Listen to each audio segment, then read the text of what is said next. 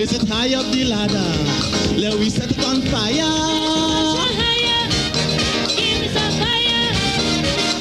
A little more calypso, forget the funk and the disco.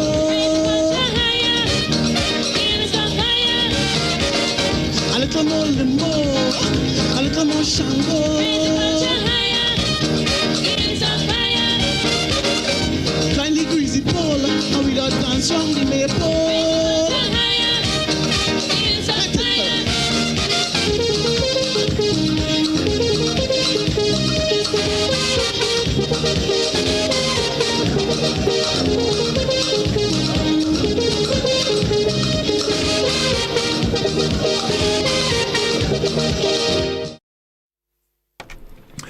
Good evening once again, folks, and welcome to this special edition of We Culture.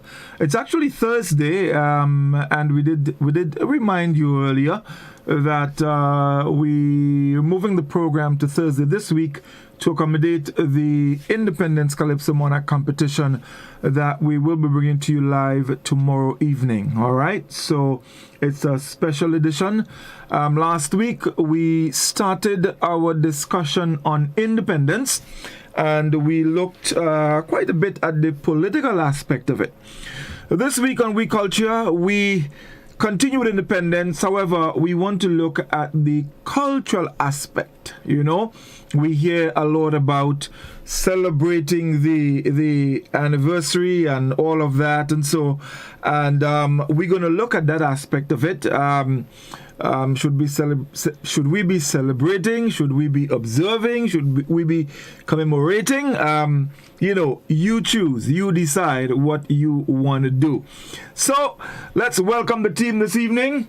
And I've seen some, but let me tell you something about Livingston, because I plan to give him a hard time this evening. So folks, I am sitting here and I'm looking at Livingston. And Livingston changed about 5 Marino already, you know. I find he coming on, he watching to see what people wearing, and he going and change accordingly. He start with red, then he go to black, then I see he had a white vest, now I see he have a bad afro shirt. So I know, Doc, what be having new wardrobe? Color, when I'm on David, so we are saying about, what are you doing? What do you mean? Livingston. When a man doing all that and he minding people business like that, we have to say, what is it called local term? Marco, you mean? let me tell you something. All I can say what all you want, I ain't mind. That is alright. I know Livingston changed about 5 Marino. In that is the case, because my wife just come inside here about 3 times, and every time she watch the TV, she say, Livingston don't play with change. Every time she watches the Livingston, I different clothes. Well, you see, I lie. You have to be truly Livingston. Too much Zafe, yeah, that's the problem. Too much Zafe. That in-house information. Anyway, happy Independence, Grenada. Happy Independence to my co-host. With 47 years old now. Should be at a stage of maturity where people shouldn't be minding other people's business like that. But none of that. That's not changing. Don't try that. Hold on. Not changing there. Then if we cannot mind people's business, then we have to shut down the program. Because that's the culture. Okay. Minding business is part of it. Not so, Finley? Of course. Godfrey, please don't, I can't see you, eh? We're not seeing you, Godfrey. My guys told me that they had my camera set up. I wonder what's happening here. Okay. So they lie for me. All right. You seen me now, right? Yeah. Yes. Wonderful. Good. So, guys, last week it was on the political side. This week we want to touch on some aspects, culture, and of course, meaning food, dance, events, all the things we do when the anniversary of independence comes around. And I have a lot of questions. So tonight, I am the teacher and I will question all here. Let me see. I want to see who have answers for me tonight. So my first question, no, I didn't. Did I welcome her? See? I didn't welcome the Queen. That's okay. That's okay. Welcome, darling. How are you doing? How are you? I'm good. And I just want to tell Livingston, despite I am yet to see him in something red, yellow, or green. I love the necklace. No. We're talking way. We're talking personal way. Just now you're going to tell me that the green flower behind there represents water and all of that. But I love the necklace. It's happening. Livingston have a cloth you have under the table behind me. Now look at them, one of them is a cloth are there on their ministry and them government building. You pick it up in school. Not school now. No. I ain't think it's any school, you know. You forget where you used to work. You forget where you, hold on. You forget where you used to work. The man was here that culture, so. Okay. Jump on from my station now. Jump on my station. Maybe we good to go. We need to go and check and see if all the national colors and national wear is there, though, because I'm So anyway, guys, 47 years of independence. You know, whenever that time comes, you know, people feel a sense of patriotism and they feel a need to celebrate, to observe, to commemorate and do a lot of different things. And they do. And a lot of the things that we see happening now, and personally, I believe we have increased the amount of activities for independence over time. Because I could recall a time when maybe the highlight of independence was the parade. Of course, prior to COVID-19, we've been having a lot of village competition, village decorating, oil down competition, a lot of different things. So the observance has increased significantly. But we still talk a lot about celebrating independence. When we talk about celebrating independence, what are we talking about? What are we celebrating? So let's start with Reese. Microphone. Sorry about that. When we talk about independence, and you use, I noticed that you use the keyword celebrating.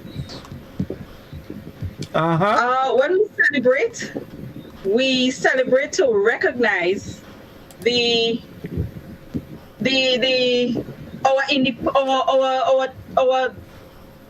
I want to use the word our power, which we have attained in terms of not being governed, ruled, made decisions for by the empire, which is the British, UK. So basically that is what we are celebrating or recognizing, being able to make our decisions by ourselves, having certain emblems and assets that are considered ours and not belonging to anybody else. But and it's a ticklish thing for me, because I find that if we're talking about independence from the UK, I don't understand why is it that we still have a royal police force. I don't understand why we still have a governor general. I don't understand why is it that we still have Her Majesty's prisons and all of these royalties. I don't understand it. To me, independence means a total breakaway. And we haven't had a total breakaway. So are we truly independent? I mean, I understand the purpose of it. I understand what it's supposed to be, but I don't understand why we kept these affiliations and in such major ways. But let me ask, I mean, can we really truly break away? I mean, is the world that way? Aren't there Caribbean islands that have broken away completely? I'm just asking. Remember, I'm asking the questions tonight. I mean, correct me if I'm wrong. Is there a Barbados Royal force? Is there that? You can't truly break away. It breaking away and still having ties and so on with countries are two different things. You know, True. And so we'll still have ties with America, even though we will never belong to America. We have ties with China, and hopefully we don't belong to China. And we have ties with a lot of people. But what we still speaking about in terms of the breakaway is the fact that so many, and I was making the point last week, so many of the vestiges of the old colonial system still remains with us, you know, and that's the point that she's making. And even in the naming of some of our things, I mean, Royal Grenada Police Force, I mean, we reach a time, even the Royal Grenada Police, Royal Grenada, it comes from the vestiges of, but I believe the force comes from there as well. We should have gotten away from this force thing. The police is now a service, because that's what the motto says, is to protect and serve, not to protect and use force. So where does the force come from? I believe it's from the colonial era and the vestiges of the colonial past. And it's time that there are simple things, and I was making the point last week, that we can change. And the truth is, when we became independent in 1974, I believe that independence should have signaled not a drastic 360, but gradually we become what there is a word that they coined recently, Grenadianism. We claim our true Grenadianism, which means that we debunk all of those kind of things, the names, and Livingston and them has been with the culture in terms of our education system and so on. Gradually, until but when we look at what is happening, and you ask a question about are we truly independent? When you look at what is happening, we celebrate. And to us, independence is only about red, green, and yellow, and Isle and this is a question that I want you to bring in the callers very, very early, because when you look back, I can remember when this Isle thing came into being. I don't know if Livingston can remember it, but I know we used to make Isle I never knew Isle was national dish, all this kind of thing. I don't know where this came from, when it started, and so on. But this, to me, is what is overshadowing and overpowering the whole celebration of independence. And we are not really looking at the true meaning of the word and the breakaway, as Rishi said, gradually from the destiny. All right, Doc, you need to come in here. Well, we are the sum total of all of our past, right? So we had some serious interaction with the French, and so there are certain things that would remain with us, and so the British, etc. So there are certain vestige of colonialism that work for us, and we would keep. I would say independence. Let me take it on a personal level. It starts with you. Your name is Godfrey, Findlay, Receive. Now, the Indians that came from India is Najid, Ramposad, Godfrey Babula, those kind of names. My name is Kruma. I am Kruma, meaning I am psychologically identifying my roots, my history with who I have evolved to be. So I probably was born Livingston, but I've evolved to be Kruma. As I grew, I started embracing my Afrocentricity. And so on an individual and personal level, that is how we should be. But then on the national level now, then we come to that. So that is why when we see scholars questioning this whole naming thing, it is work in progress, meaning that we should have been along that route, further on that route. But somehow or the other, we go 2 steps forward and 3 steps backward. So we always seem to be stagnated in that place where we become dependent. So independence is not about just breaking away from Britain, my humble opinion. is learning to say we stand on our own, irrespective of. So it does not make any sense throwing out the British and then bringing in the Americans and say we are now citizens of America, or we embrace the America, they could do whatever they want. Under the revolution, we say we to hell with America, and then we start giving our children names like Vladimir and all kind of Russian name and sort of thing, and we want, we're voting because we want to go whatsoever Russia say, we go to Russia. The Soviet Union then, right? Now, where are we today? Are we, we giving a part of our patrimony heritage, esteemed now to our next superpower? Are we, so I don't know if we're going forward, but to me, independence is our ability, but our confidence, our stand to say, this is Grenada, Grenadianism scholar, this is Grenada, this is what Grenada should be. And we don't have to consult a next nation. We don't have to consult the next nation to decide what would be our fiscal policy for the next 10 years. For matter of the fact that today we have allowed our next nation to help us plan our budget for the next 10 years, it means that we are giving up our both psychological and physical sovereignty. But let me ask you guys that, and you've made some very, very interesting points. But my question is, when we decided to move in that direction, right? All of what you guys are saying, and I am in total agreement with you. Were these things explained to us as a people that we are breaking away, we are becoming an independent nation, and over time we will, as a nation, as an independent nation, will be making changes along the way until we become total Grenadian? Because I get the feeling that maybe, okay, so we're getting independence, and that's why it starts and stops. What do you guys think? Nelson made a very valid point. He did speak about growth in this whole thing and things changing over time. But I'm reading one of the comments from Zavid Seals, and he's saying, during the revolution, the police was known as the Grenada Police Service.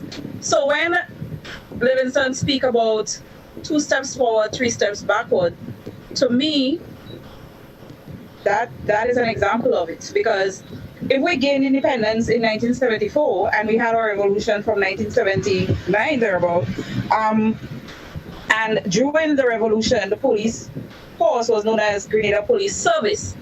And here we are back to the Royal Grenada Police Force.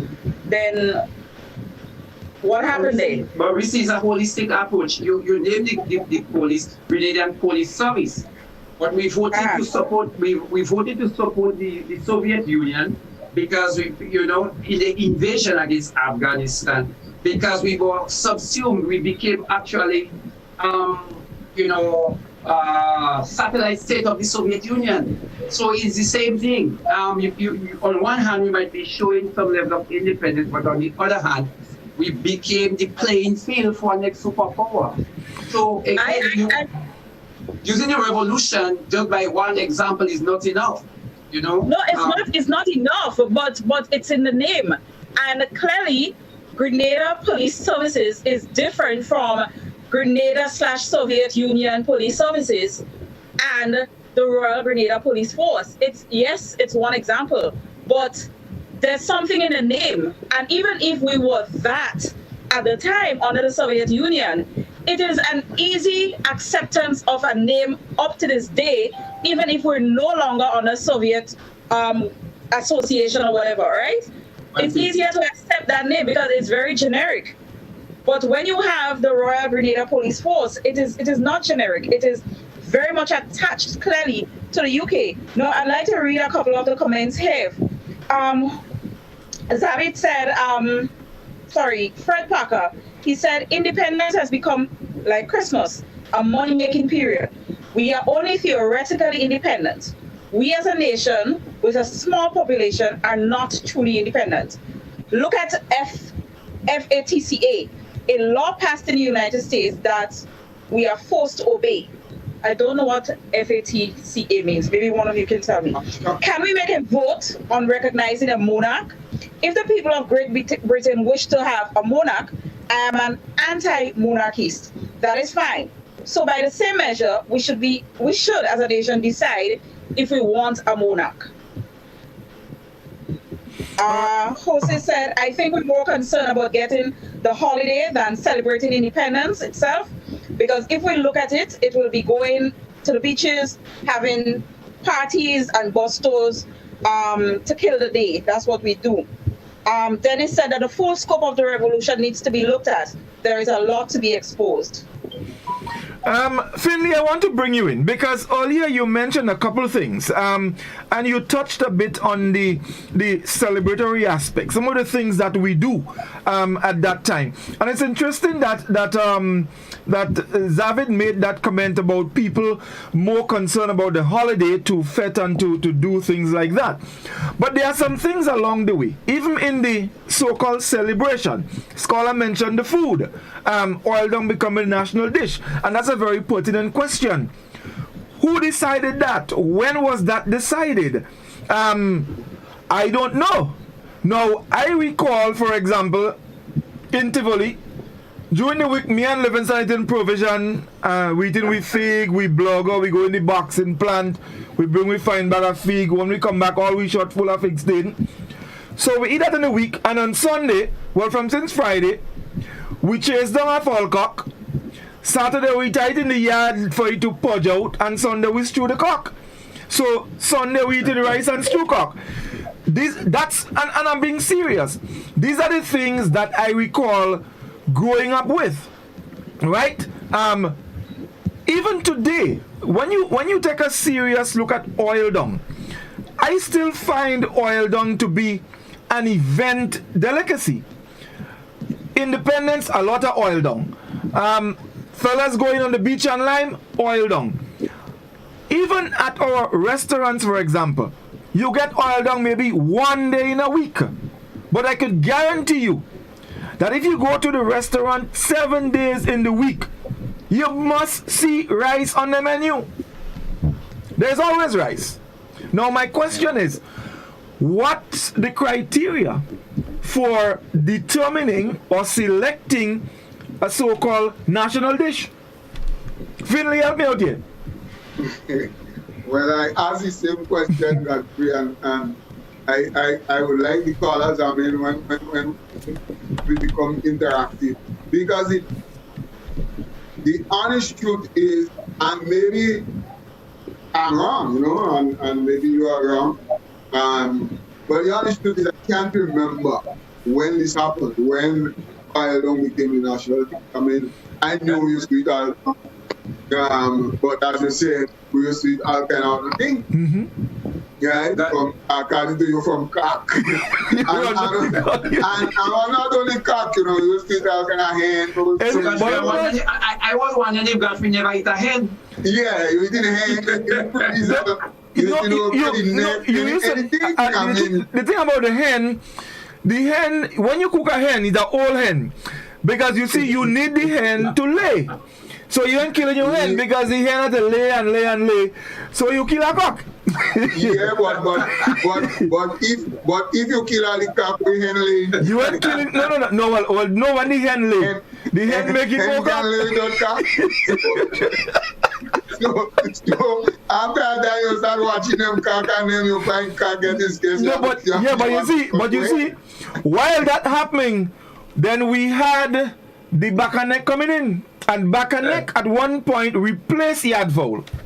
Yeah. Let me go back to the island. And I had a conversation with a young man in the area, and it's about a couple months ago. We were just talking about island. You see, island came about because before, in early days, it wasn't island. We used to say steam down. Mm-hmm. Remember? Yes. Yeah. You see, when somebody forget the pot on fire, it dry down. And then when it tastes good, we call it oil down. Mm-hmm. You know, when you put plenty coconut, because by and large, in the early days, people did not used to eat a lot of oil down, steam down, so the food had a little bit more gravy. As it comes to what you consider when it become a national dish, I think just people, it just become popular, as you say, little events like that, and people start to associate more and more with it. Now, not just here in Independence Day, but overseas, when Great Ambition go anywhere, Ireland just sell out, and even to all the other nations. So this, everybody can eat the rice and the chicken, but when Ireland come around, you know that's a Grenadian thing because it has become popular among Grenadian, and we just recognize it. Not no one person or group of persons determine that. It just, yeah, right. Okay, so Squads, hold on, don't go ahead, hold that thought, because we have some more conversation on that, because I want to take the break quickly and we're going to come right back. So let's go to the break and we'll be back in just a moment. Stay with us, folks, don't go anywhere. Kindly greasy pole, and we don't dance round the maypole. Get high making money moves with the NLA's new Aces High Scratch game with 4 chances to win. Beat the dealer's card to win the prize shown. Reveal an A symbol. And just like that, you are automatically a winner. Scratch away to win the top prize of $10,000. Win easy with Scratch. Must be 18 or older to play. Good evening, viewers and listeners. Welcome to the National Lotteries Authority's Daily Pick 3 evening draw for today, Thursday, February 4th, 2021. I am Anisha Charles. With me this evening is Ms. Priscilla Barry from PKF Accountants and Business Advisors, whose purpose is to ensure that this show is conducted in a fair and comfortable manner, and the game balls with industry standards and no ways tampered with. At this time, your tickets ready. It's Daily Pick 3. It pays to play. Good luck. First up for this evening is check your tickets in the meantime. First number up is 1, second number is 4, third and final number is 5. Let's recap those numbers. It was on the screen. First number up is 1, the second 4, third and final is 5. So that's 1, 4, and 5. Congratulations all winners. Stay tuned at the Daily Cash Flow drop next. We'll see you soon. Tick, tock, toe. I win. Feel like a big kid again when you play NLA's new scratch game, Tic-Tac-Toe. It's instant cash on the go. Reveal 3 X's or 3 O's in the same row, column, or diagonally, and win the prizes shown, or as much as $5,000. Win easy with Scratch. Must be 18 or older to play. Tic-Tac-Toe, please. Give me a tic-tac-toe, please. Tic-Tac-Toe, please. Welcome back, everyone, to another Daily Cash for evening draw for today, Thursday, February 4th, 2021. I am Anisha Charles. With me again is Ms. Priscilla Barry from PKF Accountants and Business Advisors, whose purpose is to ensure that this show is conducted in a fair and comfortable manner, and the game balls with industry standards and in no way stamped with. This time, your tickets ready. It's Daily Cash for more plays, bigger prizes. Let's find out what this evening's winning numbers will be. Good luck.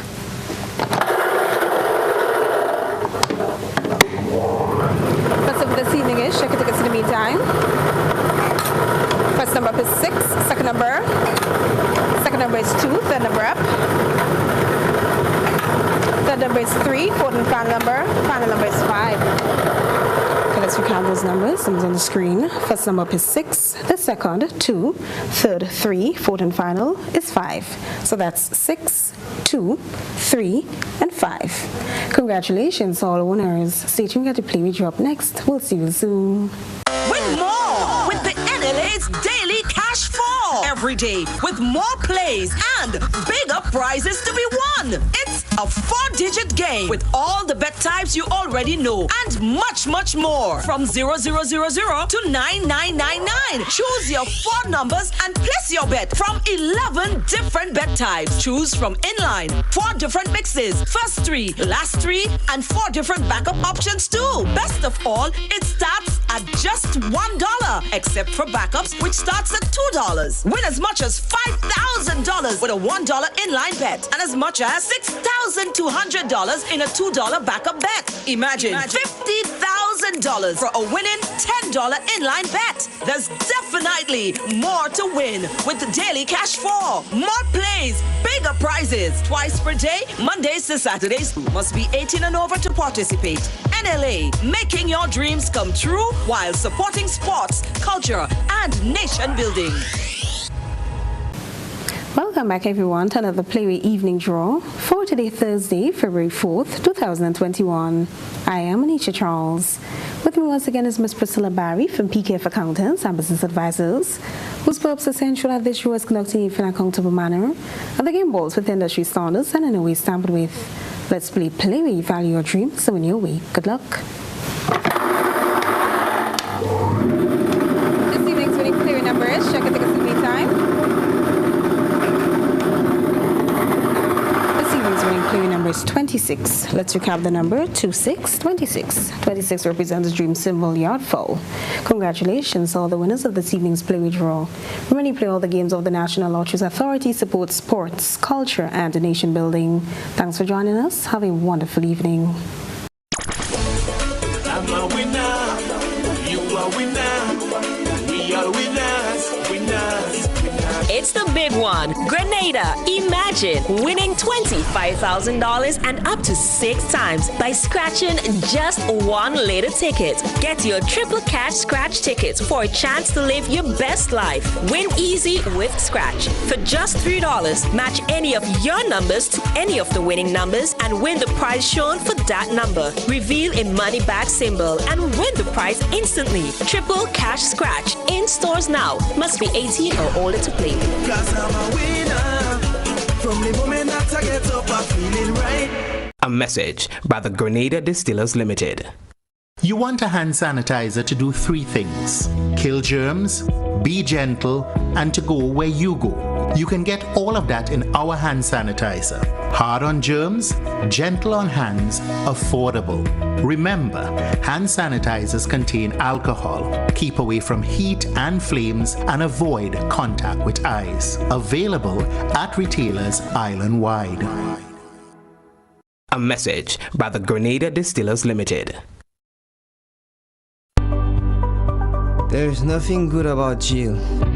I don't want to be here. My father told me that as far as he was concerned, I could stay in the home forever. Our children deserve a chance for change. Children make mistakes, and child justice reform can help everyone to address these mistakes appropriately. Instead of sending a child to adult prison, let us give them alternative sentencing. We must divert our children from the court system through a holistic and systematic approach to addressing their offense and their road to rehabilitation. Rehabilitation helps child offenders to grow, change, learn from mistakes, accept responsibility, and make better choices. Reintegration of child offenders into the community after rehabilitation benefits the child, the family, and the community with a more productive citizen. Join the movement to give our children a chance for change. This message is brought to you by the USAID OECS Juvenile Justice Reform Project 2, funded by the United States Agency for International Development. For more information, log on to oecs.org/JJRP. Kindly greasy pole, and we don't dance round the maypole.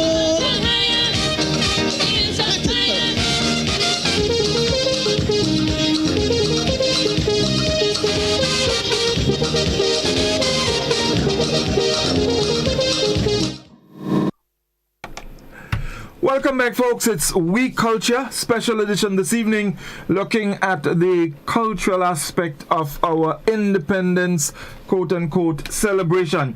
Squalls, you were about to comment on what Livingston said earlier, before we went to the break. Yeah, I believe that in many ways that kind of hit the nail on the head, you know, and this is one of the things I believe that we can kind of be proud about, because it brings a sort of kind of national pride. The fact that we've claimed this as ours. And the truth is that Grenadians have become real fierce for oil, real bad for oil. I remember Yara on Facebook at that time. I don't know, it's sort of view that they are making it, they are not SARS, they are not GPS, they are and Grenadians got mad, you know. And if it's one thing, I don't know where it came from. I don't know if it's gazetted. I don't know where it's written. But that is one good thing that has happened culturally. as it relates to independence. Because I don't know if there are other foods and other eats and so on that are unique to us. Really. I don't know if anybody else makes Tanya Lager. I don't know. Mm-hmm. But we have claimed this oil dung thing as basically ours. And it follows, I don't know if this is how you call the man that bring oil dung again, listen? Man bring oil dung? Not Captain Bly? Captain Bly? Captain Bly. I don't know how Captain Bly, I don't know, man, breadfruit. I don't know how Captain Bly would have done his thing, but you'll find that oil dung is something predominantly made from breadfruit, and you have a lot of breadfruit in February. And I guess that is where the link was made with the independence and the national dish and so on, because the availability of breadfruit. At that time, as far as I'm concerned, with all of those other things that are not too great and uplifting in terms of independence, because I believe that in a lot of ways, and we could discuss that, we have sort of backpedaled a lot. But this is one of the good things about it. No, I want to throw out something here, guys, and I want to hear your thoughts as it relates to when this oil dung thing started taking prominence, because we all agree that we used to make steam now. Now, Doc, you remember the days when the Rastafarian thing started entering Grenada? Yeah. Now, during that time, with Rasta, everything was ital. Right. No meat. So it was ital. And those guys used to cook. And I'm wondering, because I'm trying to think back. Was it around that time when, with the cooking of this ital? Because they used to do everything from the land. Yeah. You coconut, fellas used to put mango in this kind of thing. And I don't know. I'm just thinking, could it have been around that time the real oil dung thing started taking prominence and then just transitioned and heightened from there on? Well, I believe you could have something going in Godfrey, because if we step back, our parents used to use a lot of coconut in food, because anything you do with coconut, it tastes a little bit better, right? Oh yes. So they used to use it. But the Rastas have took it to a new level. And not only that, they use a lot of vegetables. That's right. And they, in the process, influence other persons to cook likewise. So a lot of things like we never used before, we were not aware of, the Rastas had brought it back to the fore and we started using it again. So you could have something going. But again, I say when you really became prominent, maybe they give it a boost. But when you really became national, I don't know. I think it just grew on us. I don't know if the first person that recognized it or the first group of persons. I don't know. I was just thinking. In fact, I didn't even come so soon. I was just thinking at a time when when you look at a pot of oil, it's colorful. I mean, nowadays, yes, all the ital, everything, carrot, callaloo, pumpkin, you name it, it's in there. Yes. And so that is the kind of link I was making with the Rastafarians. When this. No, I agree with you. Yeah. I agree with you because. I think that he has a very valid point, because remember, the Rastafarians, a lot of them, they don't use salt. Right. So the flavors in their food was mostly about the seasonings and all of that. Coconut, the saffron and these things, that added a flavor to their foods. So I really truly believe that you're onto something, Godfrey. But I'd really like for us to find out from the audience, yes, the listening public, when did this oil dung thing come in? Because as a child, right? As a child, I was told that oil dung is our national dish. But if you had asked me prior to being told, I would have told you that not our national dish, but our main dish, because that's what we knew, our main dish would have been fish broth. That is what I would have told you. And that's because growing up on the western side, right, everybody eats fish broth. And it's something you cook like any time of the day, the night, if the boys or girls have to go and do a little cook, you are allowed these things. You are given the items, the ingredients for a fish broth, because you go and you hold your crayfish, or you go and you hold your fish by the seaside, and you get your Irish potato and your butter. You hear they talking about these things, and you want to make a fish broth. So I went through, as growing up, a stage where I had to really accept and know that oil dung is our national dish and not fish broth. And oil dung, again, going back to the whole Rasta theme, oil dung is a very cultural phrase. The whole dung, it speaks of everything being included, and like a boiled dung, everything just in there, and oil. We use oil to mean all sorts of things in Grenada. The oil, So it is a very cultural phrase, and I'd really like to hear from the public, when, because our purpose here is to educate, to help educate, and to help document. So if we can get that from the public, I'd be really grateful. Right, we're gonna go to a telephone, but I noticed that there are quite a number of comments on the book. Yes.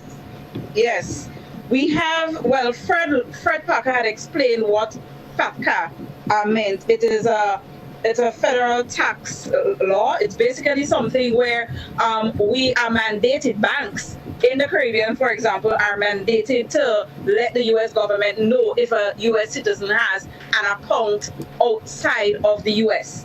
So what he's trying to say is that if America can mandate that we do that and we have to obey, why can't we be able to do that? Which is his analysis of how we are truly not independent.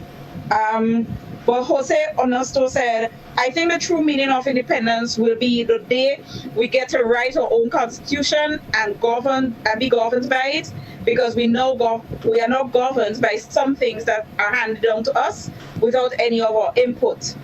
And changes all the social British names of our streets and buildings and departments, as a police, fire, prison, and others. He's saying that these things, when we start changing those things, that is when we are going to find that we are being independent.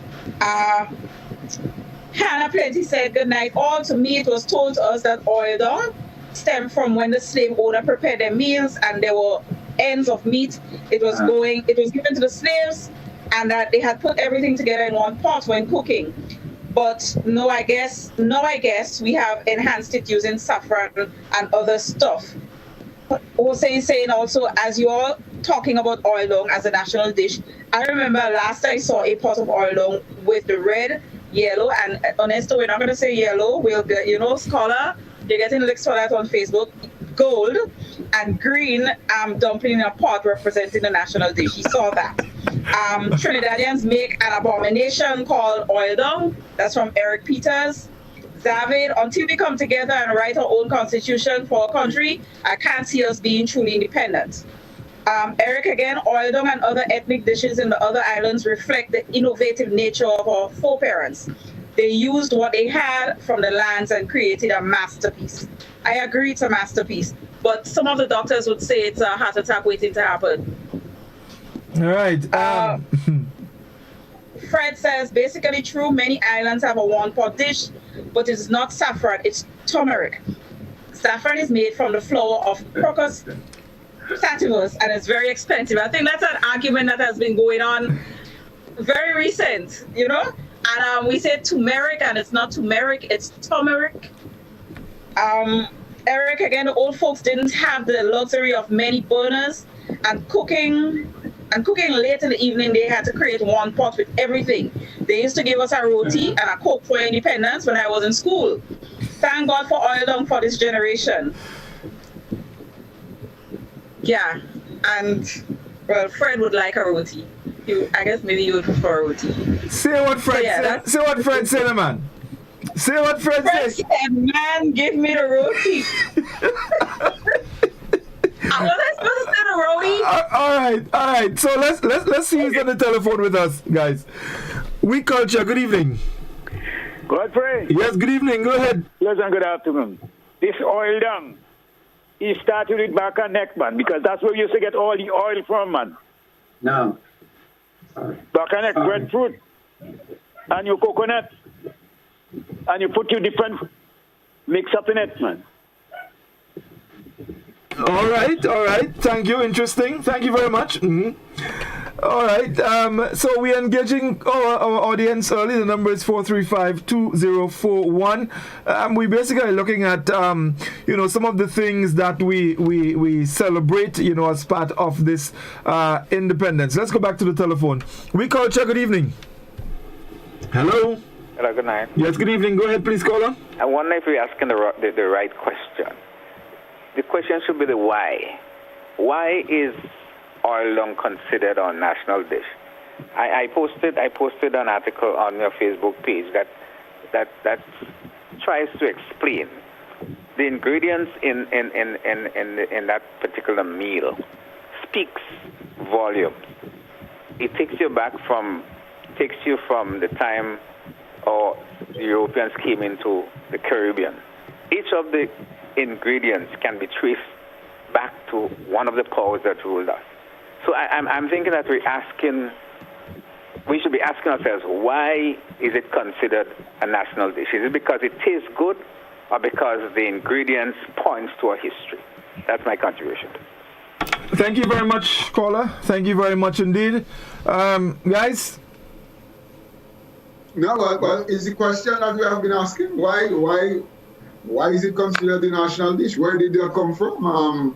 Well, of course. And that's the question we've been asking already. We want to get off and Livingston has said that it just grew on us and people just started to say that.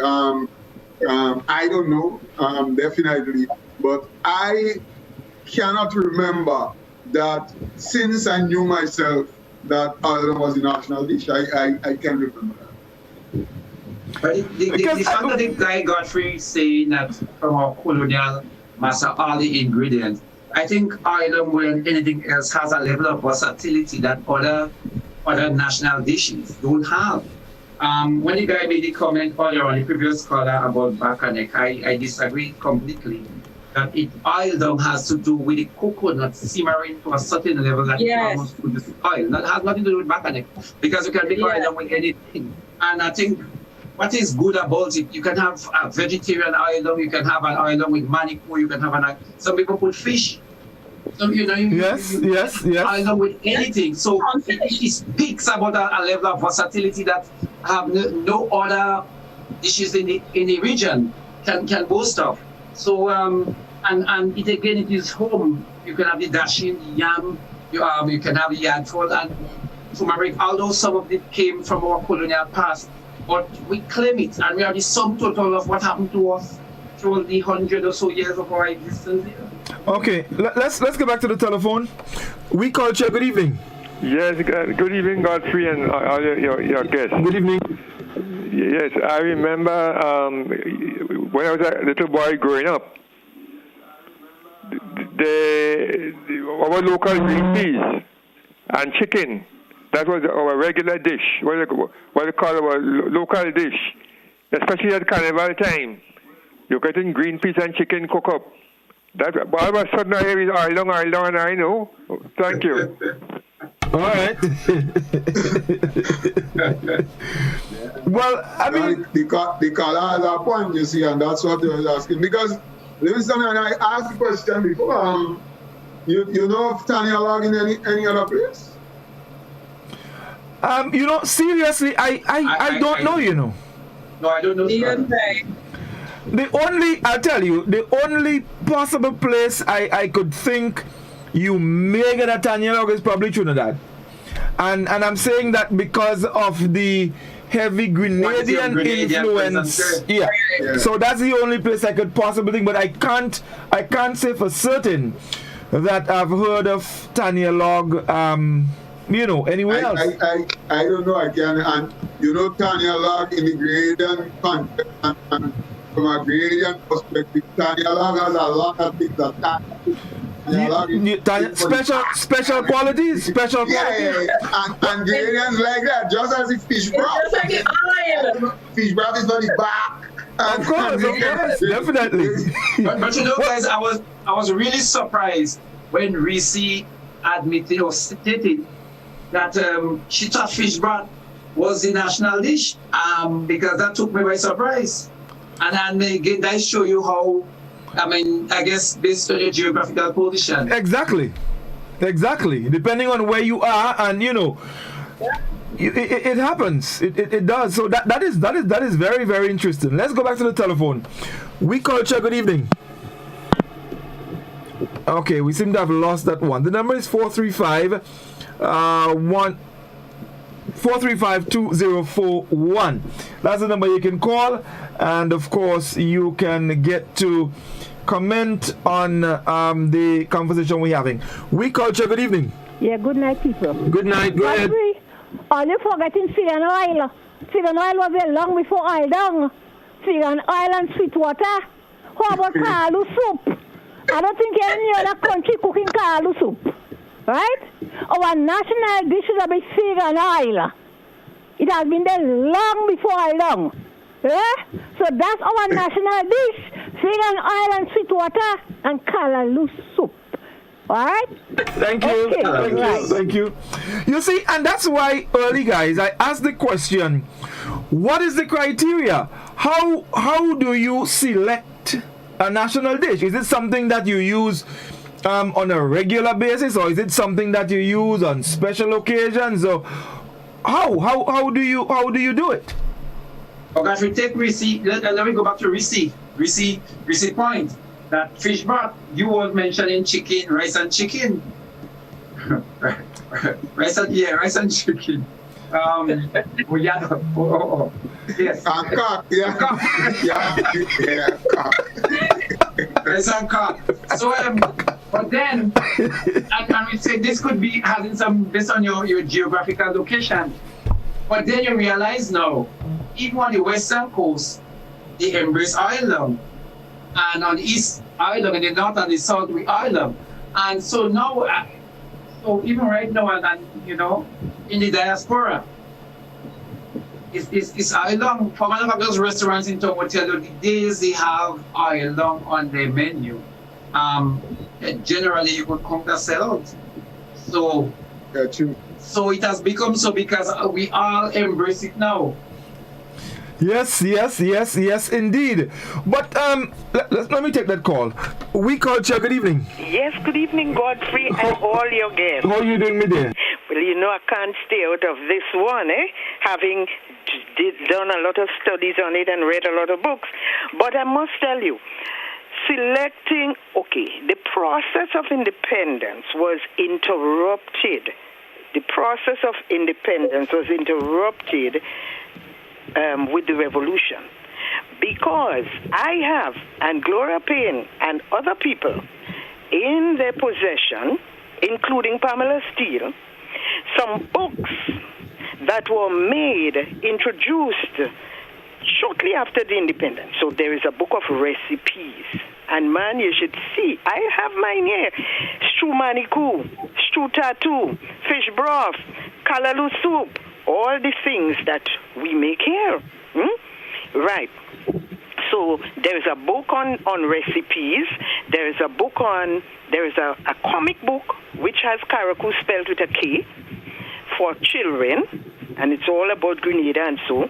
I'm saying to say, becoming independent is a process, and you must find a signature for your nation. Now, I listened to an interview with Byron Lee, and he said the interview was on Gael, and he was explaining that when they were discussing independence and looking for a signature, that's when he was part of the committee to form a beat, and they came up with reggae for Jamaica.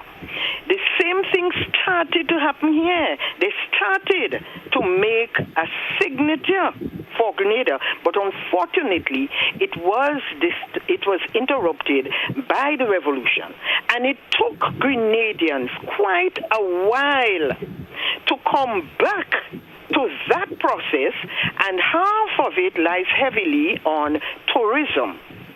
So we must get a national dish So not everybody will agree, because right now you find some people say, I will never say oil dung is my national dish because that was slave food. So they're not accepting it. Okay, I made oil dung for somebody from Cuba who lived a little while in Africa, and he is swearing that he ate that in Africa. Okay, so if the people came here, so when they started to see breadfruit, they probably knew what to do with breadfruit, and they created and they cooked it that way. I don't know. So maybe that is up to now we calling turmeric saffron, because remember, they came from that side of the world where saffron is what they knew. Saffron come from that side of the world, not from the Caribbean side. What we have here is turmeric, but probably they used it as the substitute. And you know how with the Caribbean people, we like to joke. So somebody might ask, well, what you put in there? It's a saffron, and they tease in. And we have a way we go stretch remote behind the person's head, you know? But we don't know. But there is a bit of confusion into what is being documented and so. Okay, so we have to name something as a national dish. No, we can't continue quarreling. They choose committees, and we just have to have faith in them. The other islands, their process of independence was not interrupted. So when they became independent, they had a national wear. They had, 47 years now, we're still fighting up with competition. This competition that they're fighting up with to make a national wear, this is not the first. This is not the first. In the 90s, they had seamstress coming forward with patterns and so to make a national wear. All the other islands, when they had their independence, they had a process, and they started to push not only the food and so, their own people too. No, you will be listening, because we are still a little bit confused.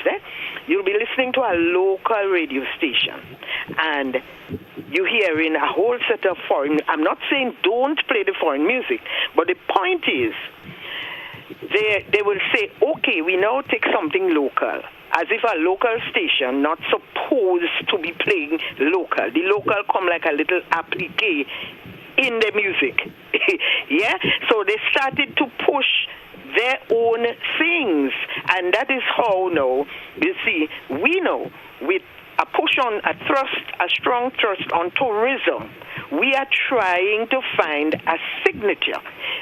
A man from China asked me, where in Grenada, and that was just last year, where can I buy Grenadian food during the day?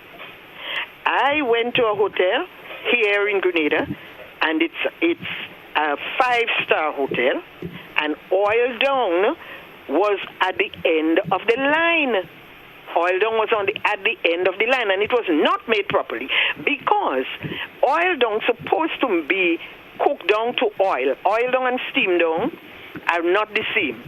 Why it's oil dung? Because it's supposed to cook down, as in the country people know how to count how many coconuts to how many breadfruit, so that it will cook down to oil.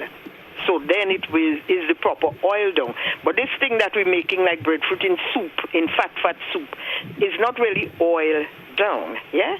Okay, I hope I made a little sense tonight, but I really like the topic. All right? Thank you very much indeed. Okay. Thanks a lot. Reese, comments on the book? Yeah, we have Bernadine Bowen is saying she didn't know oil dung is a national dish. Carnival time, it was rice and peas and yard fowl. Hannah said, yes, we used to look forward to the treat, roti and coke. Jose is saying, right now I can eat a good oil dung, but the breadfruit in New York City is $1.99 per pound. And if you see the little green thing they're selling up here. Don White is saying a national dish should be brown dung. Eric Peters, national dish does not have to be one dish. Just like many countries, we can have more than one element of ethnic cuisine. Fred is saying, and what about the great controversy? And he's speaking about the Grenadian oil dung versus the Trinidad oil dung. Eric Peters, independence in 1974, the revolution in 1979, and it stopped the process. Nah. He's actually questioning what the lady just said there. I don't think he accepts that. Fred Parker, listen to what Livingston said. We became a satellite of the Soviet Union. Eric, having visited Ghana, I can attest to the fact that there are great similarities in our cooking. So yes, she made a point of that too with the African that she would have cooked for.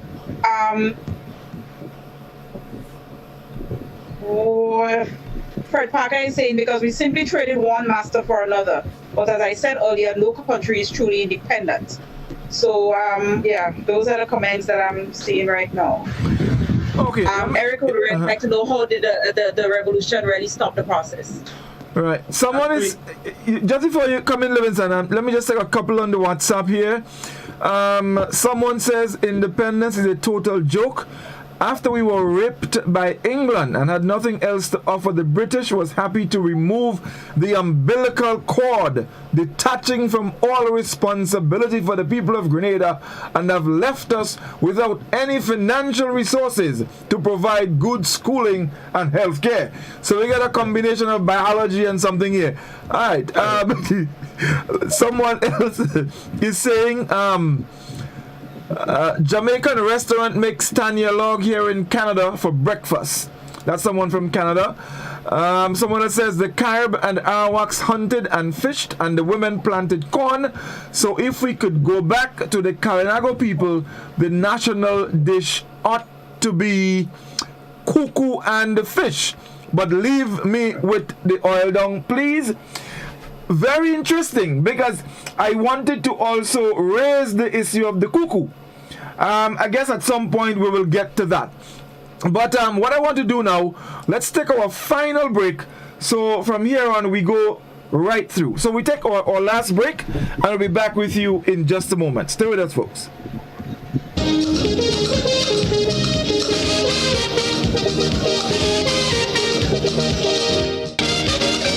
Kindly greasy pole, and we don't dance round the maypole.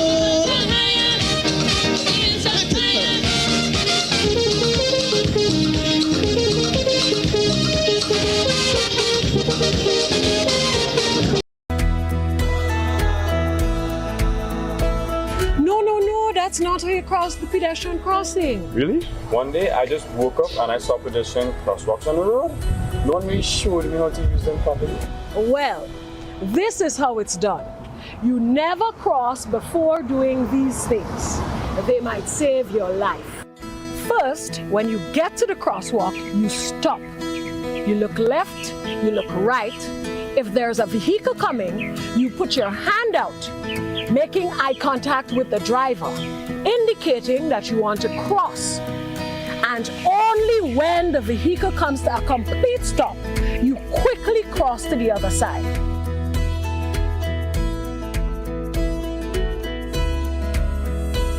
Stop, look, hand out, eye contact. Wait for pedestrian to cross to the other side, then you happily continue on your journey. This message is brought to you by this group of insurance companies, the Traffic Advisory Body, and the Traffic Department.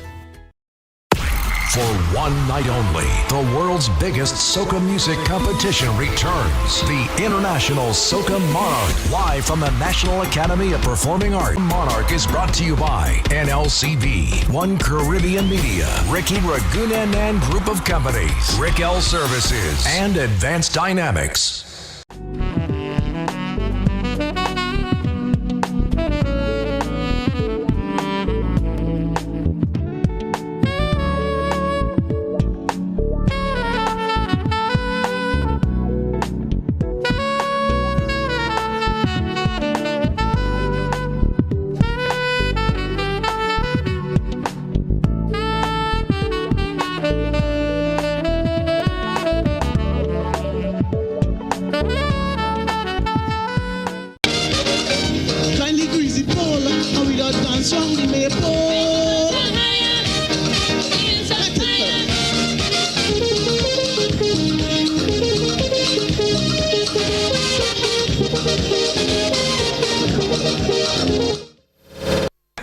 Okay, welcome back, folks. So that was our final break, so we're going full speed ahead. Let me just read one quickly here that I just Right. It said, as a young girl growing up, I remember having rice and green pigeon peas with stew, yard fowl for Independence and Carnival. Carnival used to be in February. Oil dung is a new thing. All right. That's someone from Canada. Another one says, guys, there was a letter writing book from which you can choose. The dish should have been roast breadfruit and corn croquette. Well, just a couple comments. Reese, Reese, anything on Facebook? Yes. Hannah, plenty things that the lady who called was making a lot of sense. Andrea, correct, is right. Cantomine comes to mind. Reminded me of Kalaloo, fufu, a bit like kuku, and plenty seasoning in the food. She's talking about African cuisine, which is similar to ours. Hannah Plenty said that we don't even have a national wear as yet. Emma Noel, forget the program had moved back. Emma is just for tonight. I think Andrea is also saying, having visited Ghana, I can attest, no, sorry. Andrea is saying heavy on the tomatoes and heavy on the spices. The chicken was served on the side though. Ernesto wants to know what the people of Carriacou and Petit Martinique will say is their national dish. Will it be oil dung too? And Eric is asking, what was the dish for the carnival, especially Juve morning? Dumpling and peas. I think the comments are coming in as we have been discussing, and people have been calling in to talk. So you might find they seem like they're all over, but there are responses to what people have been saying. Kellon Bob says, but we are fundamentally African in many respects. We need to embrace our African heritage more. Right. I want to. We're talking about, well, the national dish, but I want to kind of spread a little bit. We also now have what we refer to as the Grenada dove as our national bird, and we have the bougainvillea as our national flower. Now, right. As a young fella growing up, it's blackbird I know flying all over the place. You look on any trees are blackbird, you see it. So you see, again, my question begs: how do you determine what becomes the national what? Because I mean, if let's say in the case of our national bird, I don't believe you have anywhere in the world about blackbird and green rhino, blackbird and kobo. So but I also make the question, Godfrey, I wonder if there are that same dove, national dove, if there are the same dove in other places. I think it's unique. Yeah, I think it's unique to Grenada. I think we call the green dove is unique to Grenada. Mm. And I think maybe if we broadly would recognize the whole idea of independence is trying to identify practices, landmarks, food, clothing, those cuisines that is uniquely Grenadian. So when you say that word, remember at one time we did a program at New York, it was called cultural identifiers. So once you say that, everybody or most Grenadians would be able to identify with it. So example, like when we say Island, in the heart of any major city, somebody might think, well, that person probably is a Grenadian or have strong Grenadian connection because that's a Grenadian thing. It's the same thing like our jab jab.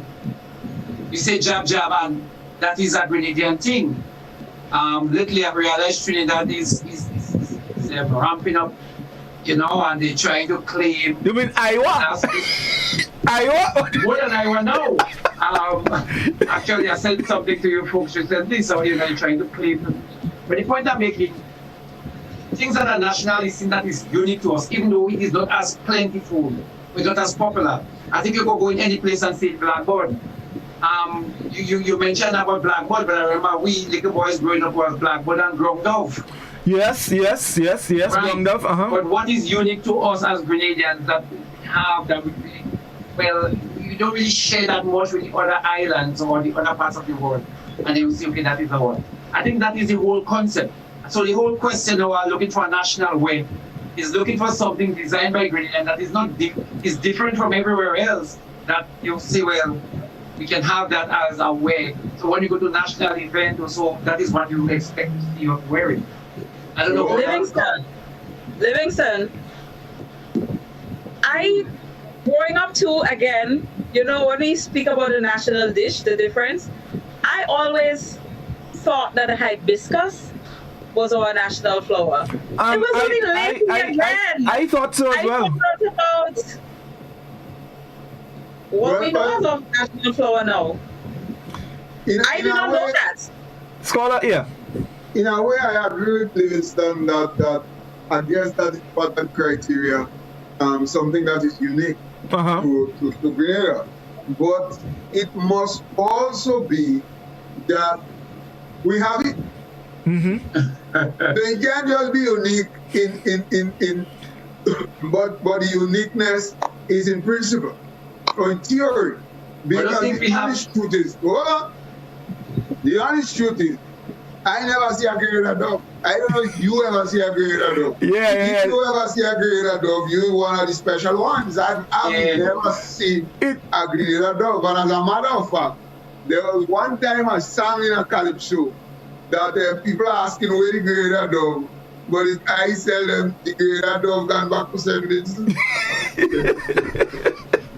No, you don't calypso, they have to see what the hell is back. Well, of course. But it just goes to, and this Grenada dove has always been a kind of information. Someone asked about people who can testify to have seen the Grenada dove.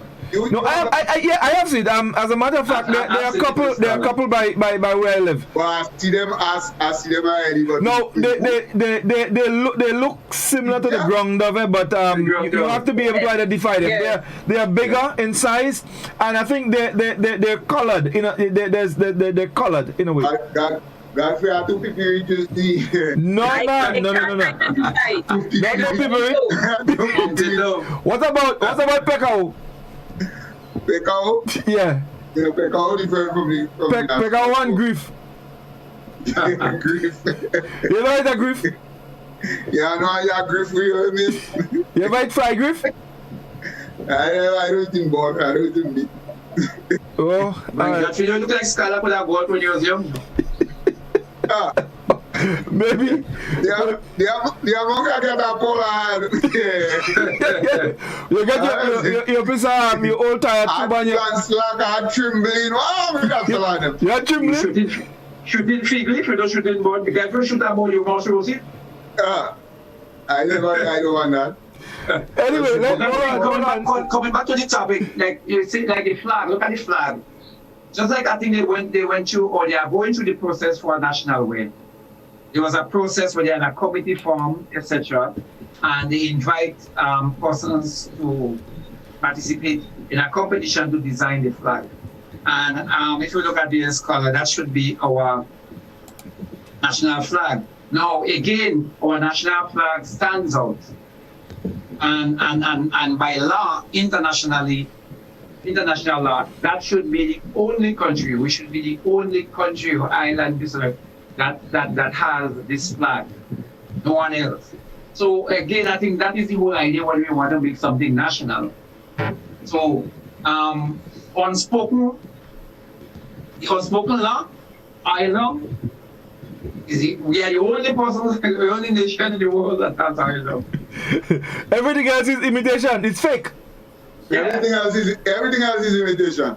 Yeah, and then somebody said let us get Tanya along in a Jamaican. Jamaica in Canada, yeah, in Canada. That Jamaican married a Grenadian. It's possible. I know I just go to New York and thing, and I don't get Tanya along in Jamaica. Can't meal porridge, that's really bad. Yeah. And meal porridge, you're getting that, but I never see. What about when you're making the pea soup with the pasu dumpling? Yeah, I know how the pasu dumpling. Why is pasu dumpling? You never had pasu dumpling? That is cassava dumpling. Mayo. When you grade the mayo, can you dry it? Mayo. Yeah, mayo. Okay, yeah, no problem with that. Mayo dumpling. Yeah. Well, pasu dumpling. That's the name of it. That's not the only thing, Livingston. That's not the only thing.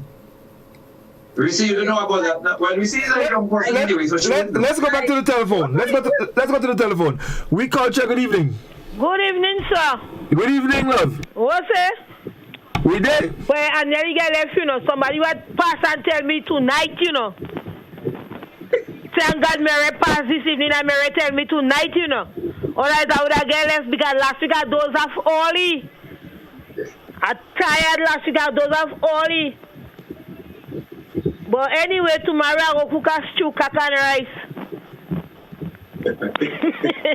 But stew, caca and rice supposed to have little stew peas on the side, When you bring the stew cock, you throw it in the peas with the little dumpling, with the little dumpling, with the little cassava. Cook that Saturday. Plenty peas with your foreign dumpling, and I roll it. Throw that in the thing and I make it thick and nice. When I go back for a second drunk to Dynamo. Because a lot of people just pass. And then carnival time, and carnival used to be in February. We used to get rice and peas and stew cock or stew pork. But things change now. And Ireland is an expensive food, Not about Ireland just so, Because breadfruit now is Mr. Breadfruit. You pick in a breadfruit on the tree and you sell it right in front you do. And you have to pay pound and crown for it, Breadfruit and dumpling and meat. You have to get plenty meat to put in Ireland. Crab, callaloo, bakanet, all kind of things. Ireland is a very expensive food. And it's taking a lot of time. Anyway, next time when I'm talking about independence, put on how you call Only scholar don't know why he's a Grenadian day because he's celebrating. Recion should have been a little brighter. Yeah. The doctor and Mr. Stukak, I must wear your national color. That is yours. Yes, national color. Thank you very much. All right, have a good night. All the best, yeah. Someone is asking, guys, I just lost it there. Let me see if I can pull it back. How could the Grenada dove be the national bird, but you have a blue ramier on the coat of arms? Question. Can I answer that? Eric is asking the same question too on Facebook. That we have on the coat of arms flying all over. What we have there is flying all over in Barbados. This should be removed and replaced by the Grenada dove. And Kevin responded saying that that's because the dove is almost extinct. I guess why is it that we have the dove as our national bird? It's because it's almost extinct. I don't know. Yeah, but what are the timelines here? Was the coat of arms developed and so on before the national board was named? Or did all these things happen simultaneously? Well, no. Clearly, the coat of arms was, long before. Yeah. Grenada dove is just the other day.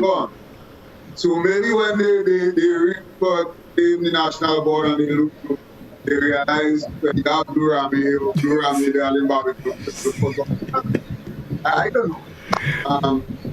I don't know, but it's interesting, yeah? It is. Let's go back to the telephone.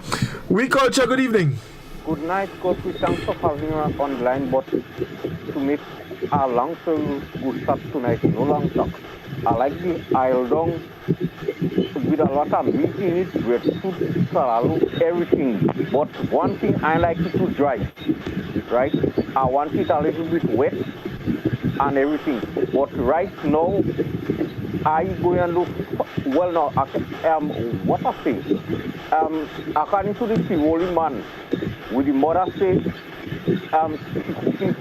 well, making big on top and far below, so you have to turn. I ain't carrying nobody name tonight. So right now, I'm tired. I'm going to try the baking set. So back to you on the air. All right, thank you very much indeed. Right, let me see. I think I have. Yeah, growing up as a youth, I remember rice and peas with yard fowl, and it does not matter if it's green or dry peas. I also remember Master Willie. This is how we used to call the pig. And what we do when we kill the pig, we put plenty of salt, put it in the sun, and when the sun goes down, we hang this corn pork by the fireside. But cornfish was a big thing in oil dung as well. Yeah. Right. Any other comments on additional comments on Facebook? Hannah, about the bird, Hannah was saying that I guess the reason is that they say the bird was only found here. So that is why it's identified as our national bird. So there's like suddenly, it goes back to what Livingston has been speaking about. Things that are supposed to be representative of us in a national way has to have some level of uniqueness to them, unique to the island, like oil dung and yes. Someone is asking if one is allergic to coconut. Colin, what do you suggest using to make oil dung? And what of our ardent listeners answered that there is said to her that well, oil dung is not for you. Because in other words, there is a substitute for coconut in oil dung. Tell them keep the fish broth alone. Keep the fish broth. And you make it seem as if like that person is from Guava. No, actually, Livingston, Curlin actually gave me a message for you. She says that she's very proud of you on your comments. She's very proud of me. Yes. Colin. You know interested when you people must know, on Facebook. You must know Colin Livingston. And you know Aunt Meme? Hey, okay, Colin and Oscar. And Marie and Valerie. Yes. Well, they're locked in. So Colin is asking about the oil dung. What else we got? Lucy Boney is saying my mom oil dung is the best in the world. That lady was right on point, and everyone on the show should wear the colors. Come on, guys, represent man. Yeah, that's for the host and Livingston. Cashew dumpling is the best, Godfrey. Monica is saying that. Jose, I don't know how they just come up with all these things. Dove as national board and others. Sometimes I don't think it's Grenadians who making up these things. Let's see. Kellen Bob had made a point earlier. He was saying that the way we celebrate our independence, we need to be a little more decolonized in the way we celebrate our independence. I think that is something that we can talk about as well. Right. We are very. But hold on. There's an interesting one here. Somebody saying, good night. They should take out the tattoo from the coat of arms and put a mongoose because it's more common. But I thought a Mona monkey was something that had national significance to us. To Granada? The Mona monkey. To Granada? Yeah. It's unique to Grenada, I'm told. Yeah, Godfrey, he was talking about we should celebrate independence in a, what was it, decolonized way? Yeah. How do you do that? Right. And a lot of the things that we do right now are very similar to the first celebration. But matter of fact, I think I had a conversation with Ms. Banfield thereafter after our last year on, and I was very much interested in the cultural aspect. And you know, our neighbor, Miss Mavis used to be a choir lady. She performed when it was hoisting the flag on the night.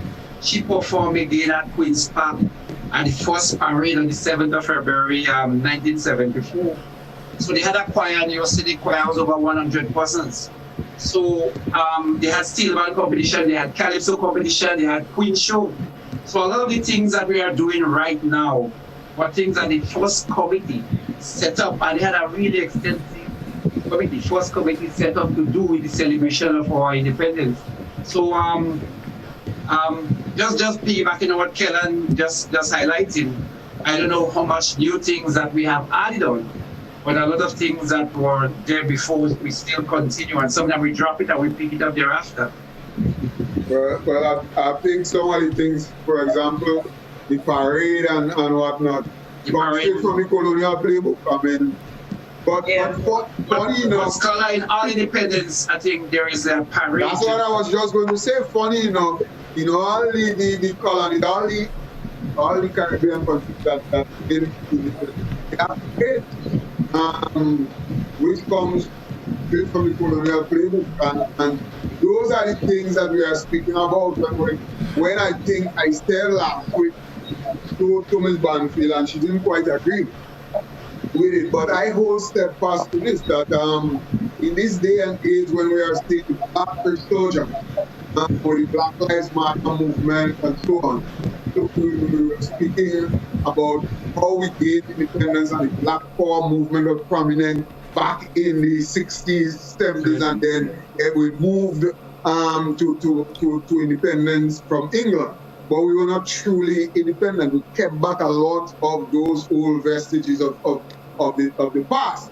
And now that we have that black uprising again, and black consciousness coming again to the fore, I think it's an opportune time to drop some more things and to become more independent than and probably parade and things that people like it.